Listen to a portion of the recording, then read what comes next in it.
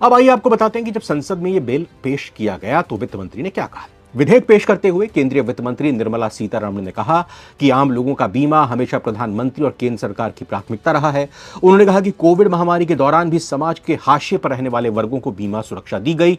वित्त मंत्री ने कहा कि विपक्ष के कुछ सदस्यों की आपत्तियां बहस का हिस्सा हो सकती हैं और वो प्रस्तावित कानून पर चर्चा के दौरान उनके सभी सवालों का जवाब देने के लिए तैयार है। चूंकि अभी बिल पेश हुआ है लोकसभा में, अब इस पर चर्चा होगी। अब विपक्ष ने कड़ा विरोध इसका जताया है। कौन कौन सी पार्टियों ने विरोध जताया है, क्या उनका कारण है, वो भी समझ लेते हैं। विधेयक के पेश किए जाने का विरोध करते हुए आरएसपी पार्टी के सदस्य एनके प्रेमचंद्रन ने कहा कि विधेयक का नाम उसके विषय वस्तु से मेल नहीं खाता है। उन्होंने बीमा क्षेत्र में 100% एफडीआई की इजाजत देने का विरोध किया। डीएम की सदस्य टी सुमथी ने भी बीमा क्षेत्र में 100% एफडीआई का कड़ा विरोध किया। टीएमसी के मेंबर सौगत राय ने कहा कि विधेयक का नाम सत्तारूढ़ गठबंधन के नारों जैसा लगता है और इस तरह के नाम किसी भी विधेयक का हिस्सा नहीं होना चाहिए।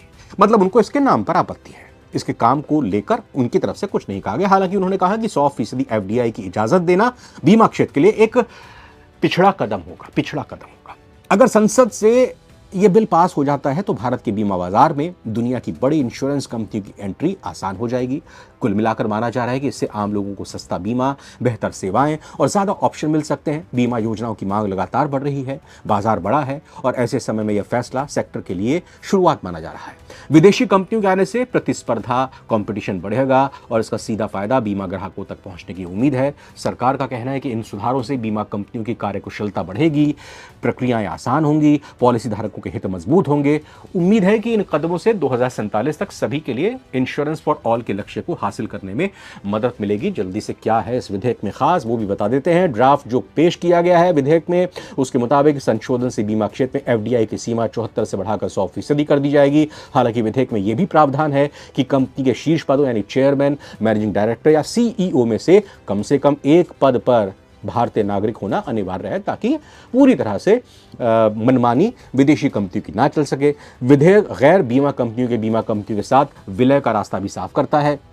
इस विधेयक को शुक्रवार को कैबिनेट की मंजूरी मिल चुकी थी, जिसके बाद इसे संसद में पेश किया गया। सरकार के मुताबिक इस विधेयक का मकसद बीमा क्षेत्र की वृद्धि और विकास का तेज करना और पॉलिसी धारकों को बेहतर सुरक्षा सुनिश्चित करना है। और इसके तहत policy holders education and protection fund की स्थापना का भी प्रावधान है, ताकि पॉलिसी धारकों के हितों की रक्षा की जा सके। और यह विधेयक बीमा कंपनियों, मध्यस्थों और अन्य हितधारकों के लिए ईज ऑफ डूइंग बिजनेस को बेहतर बनाएगा, नियम निर्माण में पारदर्शिता लाएगा और क्षेत्र पर नियामकीय निगरानी को मजबूत करेगा। इस साल के बजट भाषण में वित्त मंत्री ने नई पीढ़ी में वित्तीय क्षेत्र सुधारों के लिए बीमा क्षेत्र में एफडीआई सीमा को बढ़ाने का प्रस्ताव रखा था। अब तक बीमा क्षेत्र में 82,000 करोड़ रुपए का एफडीआई आ चुका है। तो ये पूरी की पूरी गणित और इतिहास आपको बीमा का बताया।